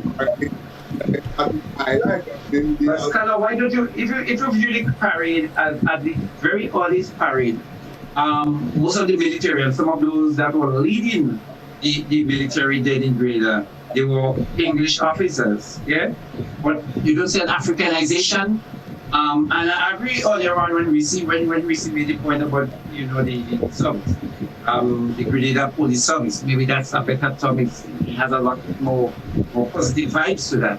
But right now, what we have is homegrown military officers, and everybody basically, 99% are from the land. So you don't have to totally throw out that vestige of colonialism, because not just the British. On the National Day in Russia or in Korea or China, you see the military parade. It's not just the British that is demonstrating or showcasing the military. But now what we have done is to Africanize or to localize or to creolize the police service.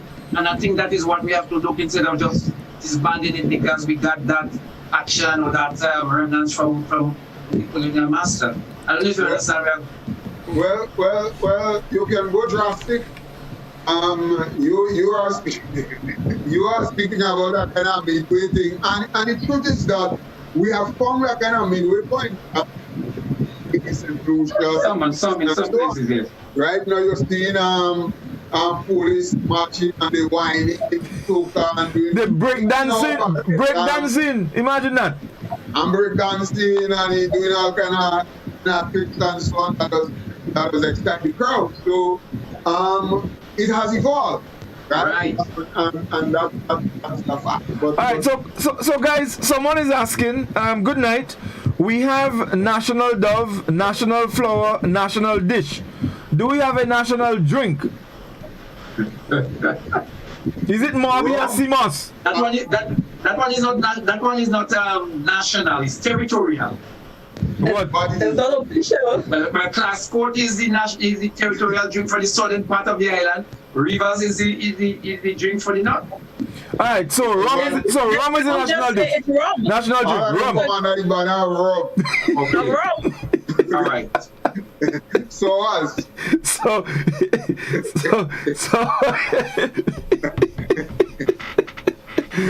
right, let's go back to our telephone. I think we have we lost that one. The number is 435-2041. Someone is saying on the WhatsApp chat, as a little boy, crayfish and oil dung is a boss, and the pot cover with fig leaf. Never had that. Never had that one. Yeah, man. What do you mean? But generally, when you cook oil long, we used to cover it with fig leaf and thing, you know. But not crayfish. Yeah, but the crayfish in the oil long. I tell you, I never had crayfish in oil long. Okay. No, but I have to ask you, brother, if it's body injured. Lobster and all that in oil dog either? Yeah, but when Gleu, watch, let me tell you. In days when Gleu and Gumby and them going to the river and fish on Saturday morning, evening time when they come, is it have crayfish broth for oil long with crayfish, all kind of thing? And you might try to mold it in that. Scholar, you ever hear the phrase when man going on time pot? You hear the kind of phraseology Godfrey using it? When Leu and them, yes. I didn't say Leu, I said Gleu. I said Gleu. Yeah? Gleu, I didn't say Leu. Leu is a river. What you talking about? I tell you what Gleu is. Tell you about. Tell you what Leu. Alright, 435-204. Let's go back to our telephone. We culture, good evening. Hello. Yes, good evening. Go ahead, please. Yes. My opinion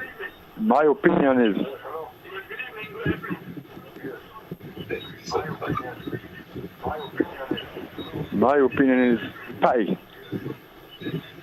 Hello? Pie. Macaroni pie? Macaroni pie. That's the most common dish in the whole of Grenada every Sunday. Nothing can beat pie. Most common dish. Thank you very much. Actually, yesterday someone told me that. Macaroni pie. Macaroni pie and baked chicken. Every Sunday. Well, there are people eating. Yeah. Sunday's pie and brown food. Baked chicken, potato salad, macaroni pie. You must have some rice. Yeah, Godfrey, you have to talk properly. So you had the rice, you had the meat or whatever. All the potato salad and all things you're talking about. You have a name for that. That's like a side dish. Side dish. That's like a side dish. So the main food is what? The only time Sunday is the only time you have a side dish. So the main food is what? Rice? Yeah, main food is rice. And then you have macaroni pie, salad. Like a side dish. And what are you drinking? Yeah. What are you drinking? A drink, right? I got a drink. No, but you must have something to drink with that. Well, lime juice? Gospo juice? Gospo? Yeah, that sounds more like it. Gospo? Alright, fair enough. So, let's go back again to the telephone. We culture, good evening. Hello? Hello? Yes, good evening. How are you? Very good. All right, you spoke about the national dish, and you want to know what is the national drink. The national drink is lime juice with coconut water and Angostura bitters, and that's the national drink. Okay, thank you very much. And you can scoop out the jelly from the coconut and put it into the drink. You must try that one. Okay, thank you very much. You're welcome. All right, all the best. How is that drink? Fellas, all you got that one? How is that drink called? Yeah, I got that one. And I am not doubting that for a moment. As a matter of fact, I agree with the lady. Because if Grenada Dove is a national book, why that have been a national drink? We don't drink that, but I guess that's it. And them Dove gone back? That's cool. That drink the lady described here was being served a lot in holidays, eh? Yeah, I guess that is a holidays drink. Yeah. But we have evolved like everything else. A lot of things has evolved, and some of the things in independence has evolved and then evolved back, into some place before. So for example, a few years ago they had some nice innovations and so on. They had a nice thing where they had a day in St. Andrews, where they brought culture and so on. They kind of move everything from town and had a nice culture kind of party. National Thursday. And then folk are gone. And we gone back, and this was something, as far as I'm concerned, that should have been maintained. Yes. And I agree. I don't know what's going on. One of the good things too that has happened with the parade If you remember, the parade used to be in the heat of the noonday sun. Morning, yeah. Yes, and police filing and ambulance and to go the police and so on. And then I think it was in 2009 or wherever.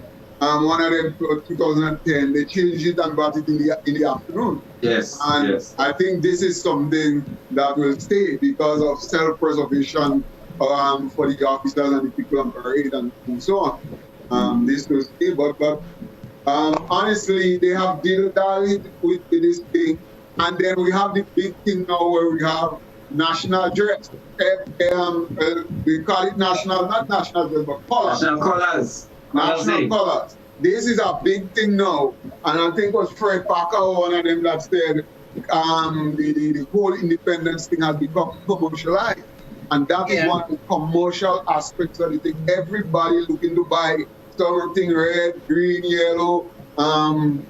It's not yellow, gold. Gold. Listen, sorry. But you know one time. The colors, and you know why it has become commercialized, and I agree to that. You know, at one time, the flag was just designated for special occasion. So me and you and I would not have flags in our houses like we do now. And there was an era when it was sort of absurd, and people used to have their own interpretation, and people would take, down the cars, they walk around with national colors. And I have seen some photos with people going to churches and children going to school, and all of them in the national colors. And I think that is such a beautiful sight. But while it is still commercialized, but I think it's now people are having a stake. People are having a say in some level of interpretation of what is independent. So they're claiming it, even amidst the commercialization. But you know now that is the color, that is our color, that is what the flag, and I think that gives us an opportunity now to continue the re-education of the meaning of the significance of independence. But that era we actually started, and it was 2009's color, where people just started to, there was an explosion of this nationalistic feeling, and I think that was good. Yep. It is national pride. Everybody wants to have, even if they're not dressed in full red, gold, and green, but they would have that bandana on their head. And you see that happening in the diaspora a lot. They don't necessarily get dressed up like we do, but they all have that bandana somewhere to showcase their national pride that they are Grenadian. Yeah. And that is excellent, because I remember there was a time, I think it's Scholar. I think you were in Trinidad at that time. It was like a Carry Festa, I think it was. Maybe 2007, somewhere there. 2007. Right. And I remember, I always loved Grenada, but we did not have that national pride back then. So I remember going through the booth where they were selling, all these nationalities selling stuff, and I remember I bought my Jamaica t-shirt. You couldn't get a Grenada t-shirt anywhere, but Jamaica was like a big deal for us in the Caribbean to wear something Jamaican. It's like there's this pride about it, like reggae and roots and all of that. So now when you see people are wearing Grenada, and not just for independence, we are really getting somewhere. And when we talk about things evolving, so we have the pride, we have the commercialization, but you're also seeing that due to the Black Lives Movement, that uprising of blackness, you find that Grenadians are having that black within their red, gold, and green as well, because it represents two things for them. It represents our blackness as a race, and it represents the job. And they will tell you that. They have on their red, gold, and green, but the black is for the job, or the black is for my skin. And it all has to do with that consciousness. So I remember last week, Miss Payne was talking about the ICE. I know it has ITES, I-T-E-S. And the ITES, for what I knew, it was the red. But she said it is black. and it's not part of our color scheme. But you find out that the ice or the ites or however it is, a black, is now showing its head as something that it was red. It was red. We see the Rastafarians eyes gold. Yeah, it was red.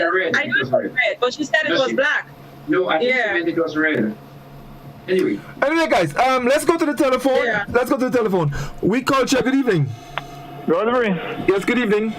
Chris Durek, how are you doing? Very good, my brother.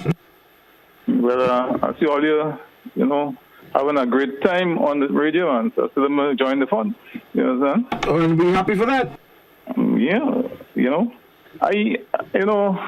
after 207 years, me and Motley spearheaded an initiative to take down the Nelson statue in Barbados.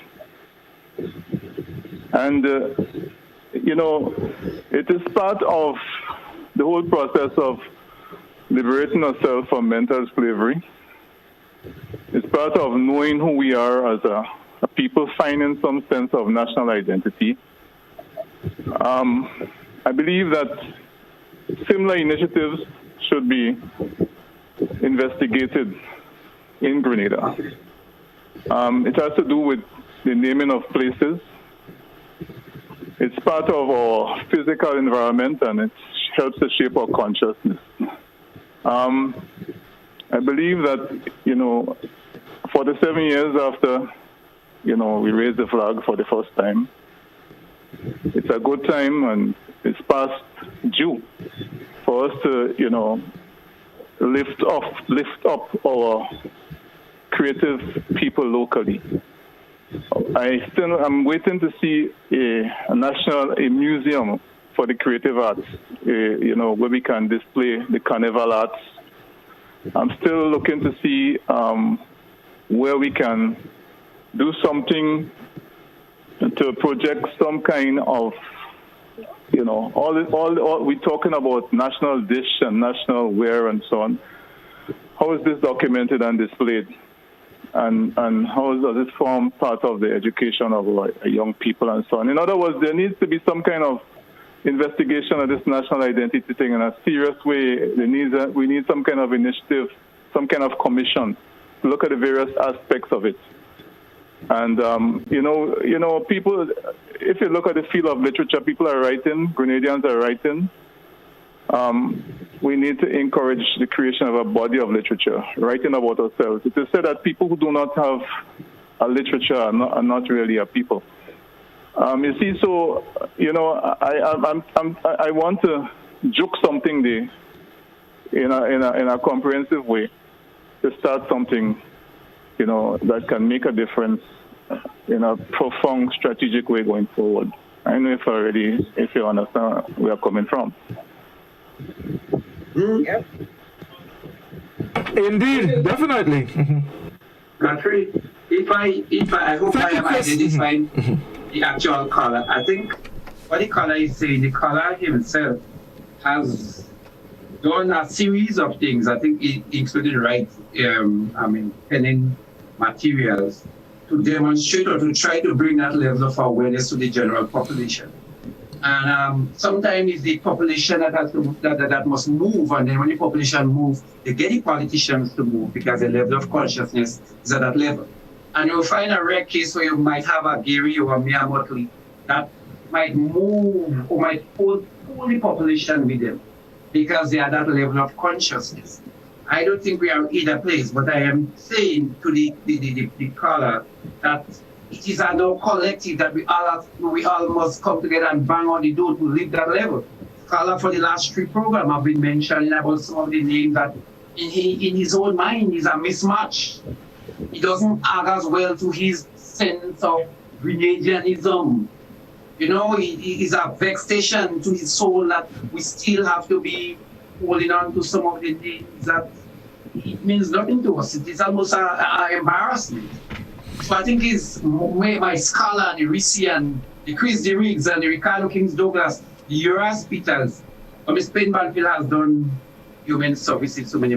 But I think all of us in a collective way must do our part to live that level of consciousness so we could take off all those vestige that is negatively affecting us.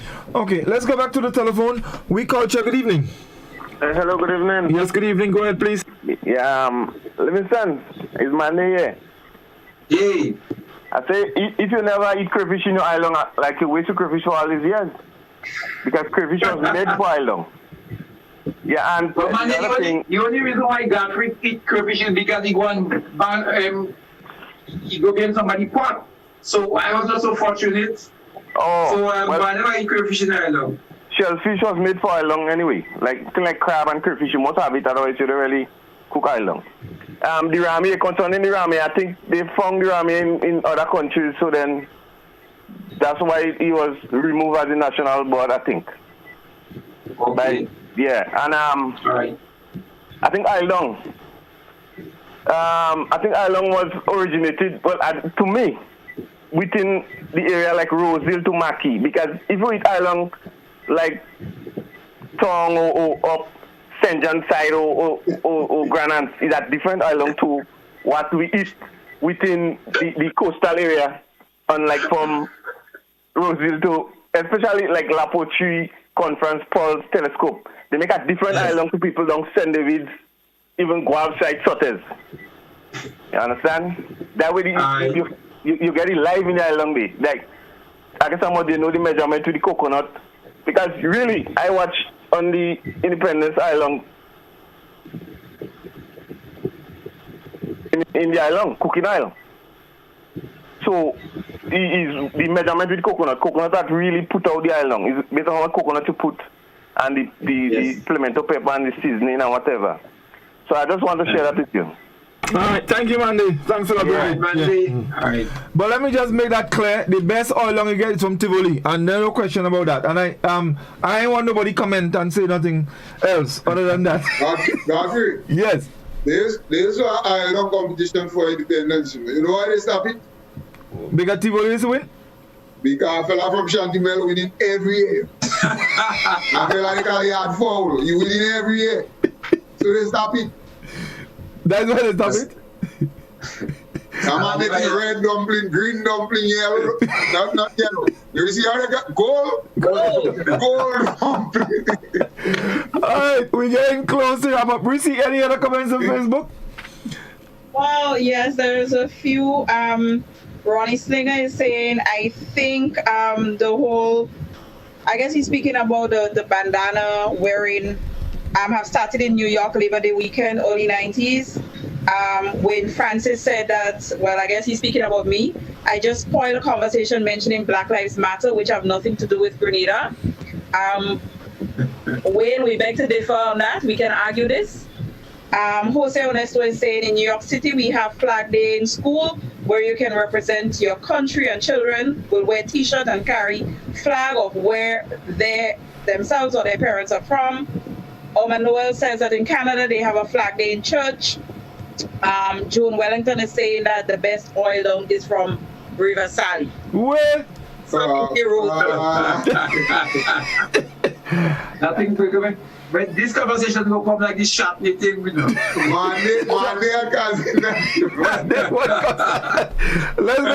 go back to the telephone. We culture, good evening.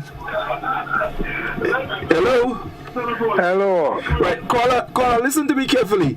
Let me turn down the volume. Very good, very good. Mm-hmm. Yeah, Jeffrey, Godfrey, let me tell you, in 1970, I was privileged to have oil down in Simone, where the guys created 12 coconuts.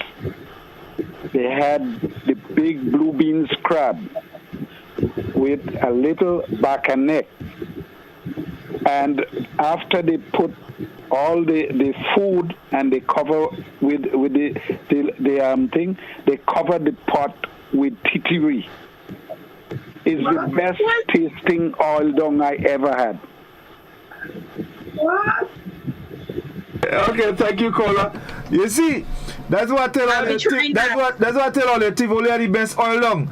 Because Tivoli basically go down in poultry, whole titiri, and make the oil dung. Whatever the caller said. The man just described it as color. Did you? Yeah. Now the man just described it. I have to try that. Man said he covered the part with titiri. You covered the part with titiri? Yeah. He covered the part with titiri. Let's take a final call. We culture. Good evening. Yeah, good afternoon. Good evening. And good evening to your panelists. I really enjoy the conversation. It brings back so much wonderful memories. But one thing which came to mind as a result of that is as we try to let go from the colonial past, one thing that surfaces is the English that comes to the fore. But I don't know if it is cultural. The way we behave with each other, the pulling down and fighting down, is it cultural? And what could we do to prevent this? Because this seems to be an impediment in us going forward. What could we do to prevent this so we could actually come together as a people whilst we struggle with the colonial past so we can go forward? Thank you very much. Very good point. Thank you very much indeed, caller. Thanks a lot indeed. All right, we just about a few minutes from wrap up. Let me just take a final call and then we're going to wrap it up for this evening. We culture, good evening. Yes, good evening. I've been listening to the program, which is a very interesting one. I have not heard any mention, I don't know if it was made before, of some outstanding person who would have done. We have the fishermen, we have other people, a school child or something like that, to, as it were, bring Grenada's name to the forefront, more to the forefront. I have not heard anything yet, and I think we need to do that. But we're just talking about food, this, that, which is good. But I thought that we should single out persons who would have done outstanding work or do something. We have our athletes who go, we had Junior Murray and all of those. I mean, probably, something of the sort. And I mean, this would help to enhance this business of independence. Thank you. Thank you very much indeed, caller. Well, let me just say this, that I don't know how many people are aware that our own doc here was very instrumental in initiating the National Colors Day. Doc? Well, don't try to be modest that you are one of the persons. I know that.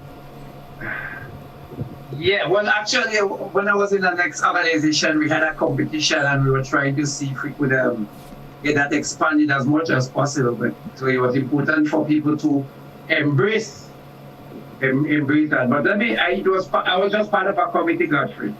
Well, I did say you were one of the persons responsible for, initiating that. So, no, as the caller mentioned, we need to make reference to people who have, now we're hearing a lot about national way and all of these. So I think that is very significant at this point. But guys, what the caller was saying, you remember we had a program and we was highlighting unsung heroes, yes. And I guess you would promise one day it would come again. So I think this would come not just about independence, but we have a program recognizing people that are unsung heroes again and again. Definitely. So guys, we just about use up all the time we have for this evening. So let's put this in summary as we close. Let's start with we opened with Reese, and so we're gonna start with her now.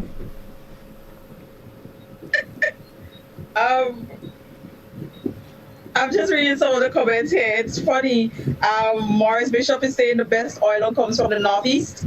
Jose said, well, I guess in Tivoli they used to use corned beef also. Marilyn says, stop saying who make the best oil down. Respect everyone's oil down. That is culture. Yes, Marilyn, but you cannot tell respect that Trinidadian oil dog. You can't tell them that. I will still not Tivoli the best oil dog. Yes, and Jose is wishing the We Culture team and others on a live happy independence. So yes, as we are at this juncture, I would just like to wish everyone a happy Independence Day. I hope that we would have created or stimulated a lot of food for thought here, that we are building a more conscious Grenadian. We are helping to build a more conscious Grenadian so that they can really see what independence should be, what it is, and how is it that they can contribute towards it, us becoming more independent. As I think it was Livingston who alluded to, there are leaders who carry people, but there are communities who need to influence leaders into enacting what is it that we would like to have happen. There were a lot of points that was made here, especially when, I don't want to call his name because he didn't say who he is, but that notable person called, and he spoke about different museum and stuff like that, and I'd like to add to it something to do with sports. There's a lot that we can showcase where that is concerned also. And tonight was a very nice program. I saw that we had quite a lot of social media viewers on. The comments, as usual, thanks for participating. And guys, happy independence. I am going to be making that oil down with the titiri on top and, and all that. And I'll let you all know how it tasting. I don't eat meat, so it's not going to have that. It's going to be a cornfish kind of oil. Doc? What? Let me just come to Risi. You don't know titiri guava, so stop that, Well, I can go inside the fridge right now. It's filled with bags of titiri. So I have. All right. Guys, as usual, our role is to try to get information out. I mean, we always know that we shot, 2 hours seem long before we start, but then we finish. A lot of things that we should have covered, we just did not touch it. But the conversation continue. I think other one indicated there's a clarion call for all of us to move that needle, a little bit closer, a little bit further, to ensure that the level of awareness of our people, come together. One person asked the question about the barrel and the crab in the barrel mentality that we inherit. And I said, this is something we need to fight against. We need to see each other as brothers and try to unite with each other. And that is the only way we could take this uphill. Definitely. Finlay?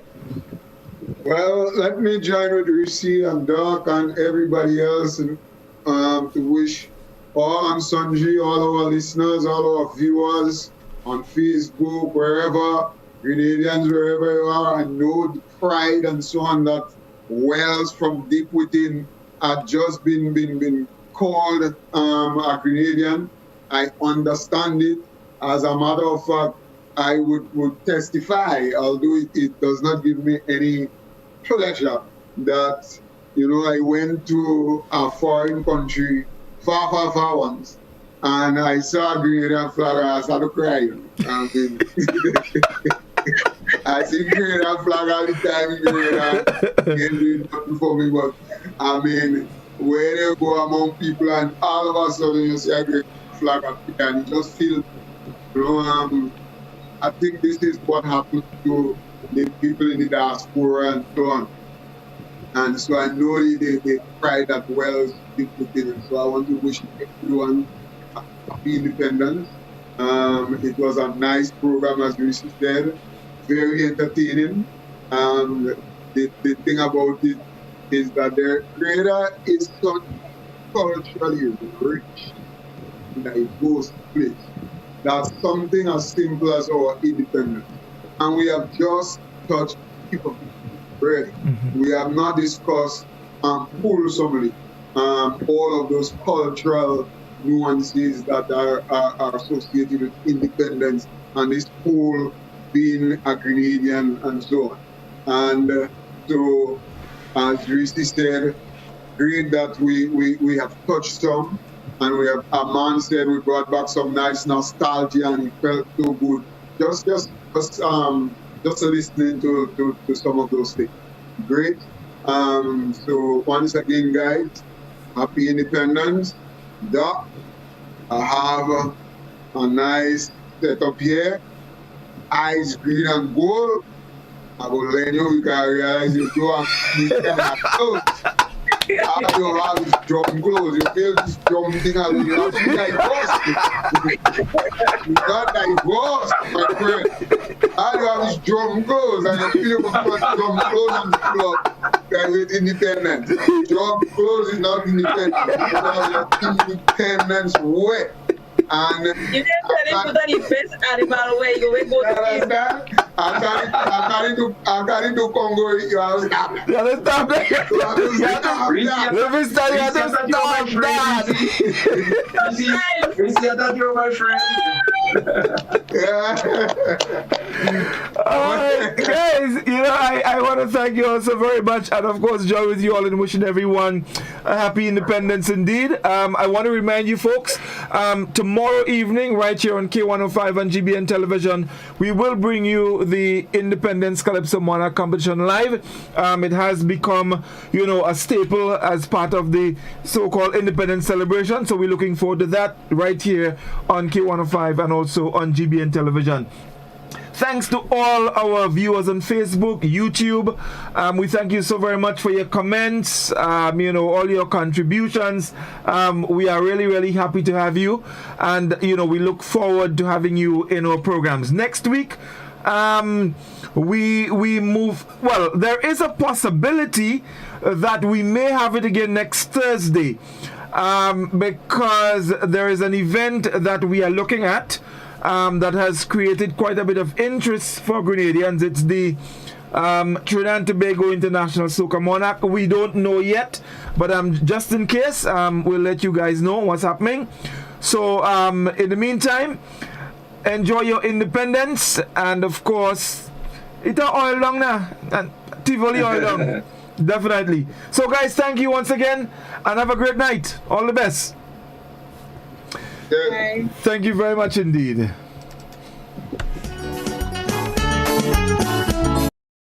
Raise it high up the ladder. Let we set it on fire.